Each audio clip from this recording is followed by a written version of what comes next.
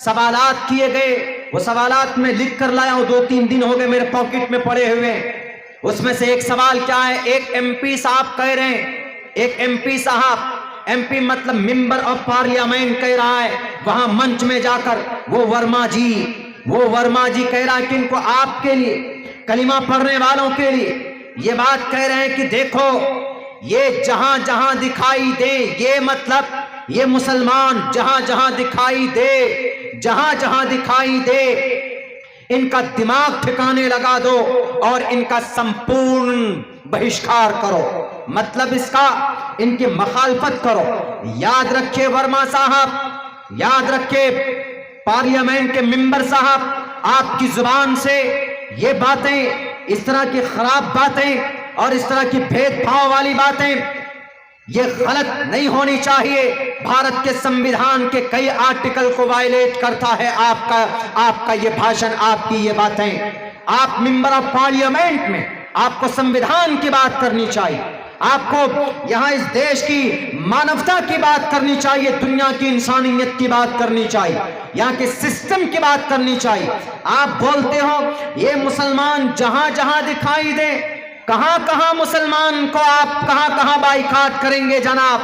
आप उस वक्त आपकी तंजीम जिससे आप जुड़े हुए हैं उसका जन्म क्या, उसका कॉन्सेप्ट भी पैदा नहीं हुआ था, उस वक्त मुसलमान मौजूद था। आप किसका बाइकाट करना चाहते हैं? आप किसके खिलाफ बोलना चाहते हैं? कहां कहां आप दिखाना चाहते? हम हर जगह नजर आएंगे, जहां देखोगे हम वहां नजर आएंगे। एमपी साहब, वर्मा साहब, आप शायद भूल चुके हो, आपका अब्बा मिनिस्टर थे और आप अपने अब्बा से पूछे, आपके अब्बा की डिग्री मुस्लिम अलीगढ़ यूनिवर्सिटी से ली गई थी, आपके अब्बा मुस्लिम अलीगढ़ यूनिवर्सिटी के प्रोडक्ट थे। पूछो आप अपने अब्बा से, वहां पर भी मुसलमान है। आप बोलते हैं कि ये जहां जहां दिखाई दे। 1906 भारत के अंदर एक बहुत बड़ी कंपनी, बहुत बड़ी दवाइयों की कंपनी आज पाई जाती है जिसका नाम हमदर्द है। आयुर्वेदिक दवाइयों की, यूनानी दवाइयों की सबसे बड़ी फैक्ट्री 1906 के अंदर रजिस्टर्ड हुई और आज भारत के अंदर तरक्की में बहुत बड़ा योगदान रहा। 1906 में नजर आएगा मुसलमान। 1930 में जनाब हिमालय कंपनी बनाने वाला कौन? हिमालय कंपनी दवाइयों की एक बहुत बड़ी कंपनी है हिमालय, वहां दवाइयां सप्लाई होती है और भी दूसरे प्रोडक्ट तैयार किए जाते हैं। 1930 के अंदर इस कंपनी को एक मुसलमान ने लॉन्च किया था। मुसलमान 1930 में नजर आएगा आपको एमपी साहब, और 1935 के अंदर भी मुसलमान नजर आएगा। भारत के अंदर सबसे आसान, सबसे कम कीमत में दवाई सप्लाई करने वाली आप कौन? सिप्ला कंपनी।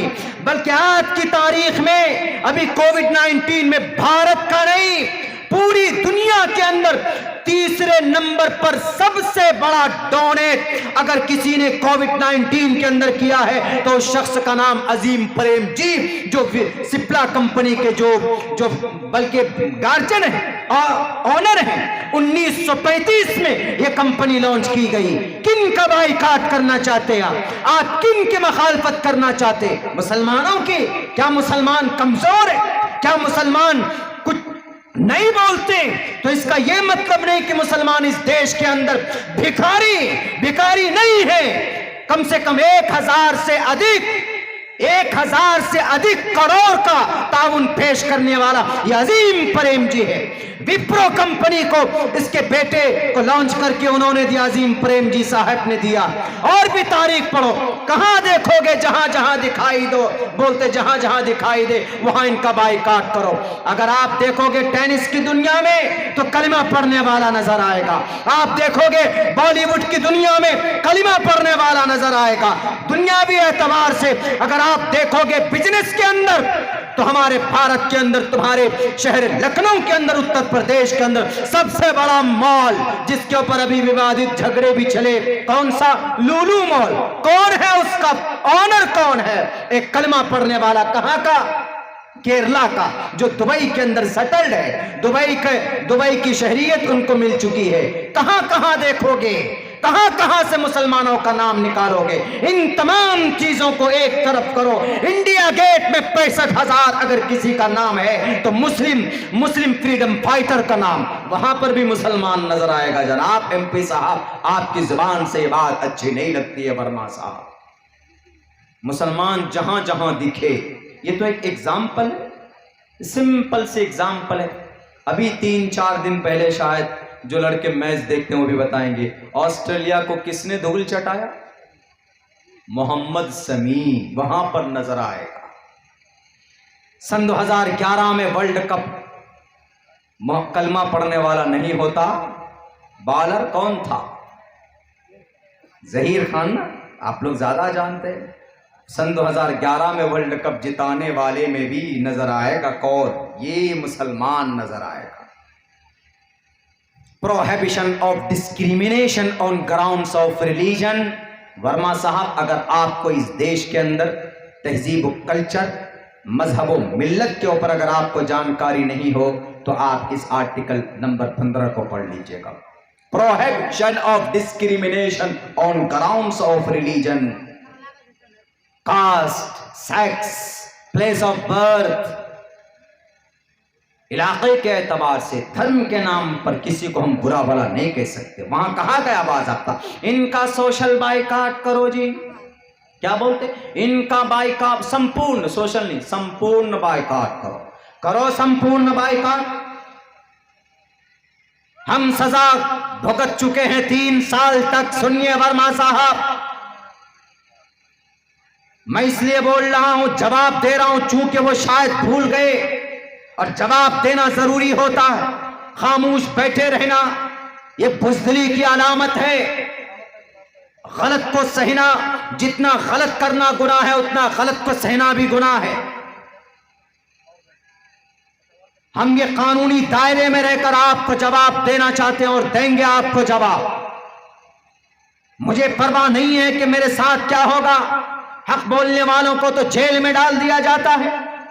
लिस्ट तैयार किया गया, किसी के ऊपर 376 डालकर, रेप केस डालकर, और किसी के अंदर जनाब देशद्रोही का केस डालकर, डालो कितनों को डालोगे? तारीख रकम होगी। इस देश को अगर हमारे जेल जाने से अगर देश तरक्की करता है तो हम जैसे 100 नौजवान जेल के अंदर जाने के लिए तैयार। लेकिन आप जैसे लुटेरों की वजह से एक मखसूस कम्युनिटी को टारगेट करना, it's not good thing, it's a very bad thing, it's very dangerous for our nation, it's very harmful for our nation, for humanity. इंसानियत के लिए खतरा है, हमारे इस देश के लिए खतरा। और सुनो, संपूर्ण बाइकाट करना चाहते हो। 3 साल तक हमारे नबी रहे थे, 3 साल। हमारे सोशल बाइकाट करने से अगर हमारा देश ऊपर जाता है, हमारे नोट के अंदर बढ़ोतरी होती, डॉलर कमजोर होता है, हमारी नोट और हमारी करेंसी मजबूत होती है, तो करो हमारा बाइकाट। हम तैयार हैं इस सजा को खेपने के लिए, बर्दाश्त करने के लिए। लेकिन पूरी दुनिया जानती, आप जैसे एक जिम्मेदार व्यक्ति की वजह से, आप जैसे मेंबर ऑफ पार्लियामेंट की वजह से, जो अपने बाप की मेहनत में, अपने अब्बा की विरासत में आपको कुर्सी इख्तिदार पर बिठाया गया है, वरना आपके अंदर कोई ऐसी स्किल्स नहीं है, आपके अंदर कोई ऐसी सलाहियत नहीं है जो कुर्सी इख्तिदार पर आपको बिठाया जाता। कभी मारने की बात करते हैं आप, कभी भगाने की बात करते हैं आप। ढूंढो तारीख, मैंने बताया है आपको भारत के अंदर कि जहां जहां ये नजर आए, देखो कहां कहां नजर आता है। जनाब आर्टिकल आर्ट्स में जाइए, अगर आप आर्ट्स में अदा में जाइए, अदाकारी में जाइए, तो देख लो फिल्म इंडस्ट्रीज के अंदर कलमा पढ़ने वाले छाए हुए। जाओ, अगर तबला, अगर ढोलक बजाना सीखना है तो जाओ, वो नाम है किसी कलमा पढ़ने वाले का ही वो नाम है, शाद जाकिर। और जाओ पेंटिंग की दुनिया के अंदर तो वहां पर भी कलमा पढ़ने वाला फिदा हुसैन तुम्हें नजर आएगा। कौन से मैदान की बात करते हो? हर मैदान के अंदर अल्लाह तबारक व तआला ने दुनियावी एतबार से उनको कोई ना कोई हुनर जरूर दिया है। हम शरीय एतबार से उन पर बात नहीं करेंगे, तबसरा नहीं करेंगे शरीय एतबार से कितने मुजरिम हैं, लेकिन इस देश की जब बात है तो देश को तरक्की देने में, आगे बढ़ाने में एक बहुत बड़ा योगदान रहा है हमारे मुसलमानों का। जाओ किनकी दुनिया में, वैज्ञानिक की दुनिया में जाओ, सबसे पहला मिसाइल बनाकर देने वाला कौन? कलमा पढ़ने वाला टीपू सुल्तान। दूसरे नंबर पर 5 मिसाइल बनाकर देने वाला कौन? Doctor APJ Abdul Kalam. मेरे भाइयों, मुझे बोलना तो कुछ और था लेकिन जहन में आ गया। आज वैसे भी दिमाग बहुत ज़्यादा मुंतशिर है, कुछ बहुत हैं, एक ही वीडियो है, मेरे ख्याल से 70-80 मोबाइल सब डालेंगे, कम से कम कोई एक यूट्यूब की कोई एक वीडियो तो पहुंचेगा मोहतरम वर्मा साहब तक। और हमारी बहन, वो अलीगढ़ की बहन है, वो शायद भारतीय जनता पार्टी की कोई रुकन है वो, तो उसने अभी ये दुर्गा पूजा में ये हरकत की। आज मुझे किसी ने भेजा कि मौलाना इसके ऊपर शरीय एतबार से क्या मसला बनता है, आप लोगों के सामने पेश कीजिए। तो हमने ओपनली बता दिया है कि किसी मुसलमान को ये जायज़ नहीं है कि वो किसी कौम की मशाबहत इख्तियार करे, भले ही दिल से 100% वो एक अल्लाह को मानता हो, 100%, लेकिन वो भजन नहीं गा सकते। ओम भूर्भुवस्वाहा तत्सवितुर्वरेण्यं भर्गो दिवस धीमहि धियो यो नः प्रचोदयात् नहीं पढ़ सकता।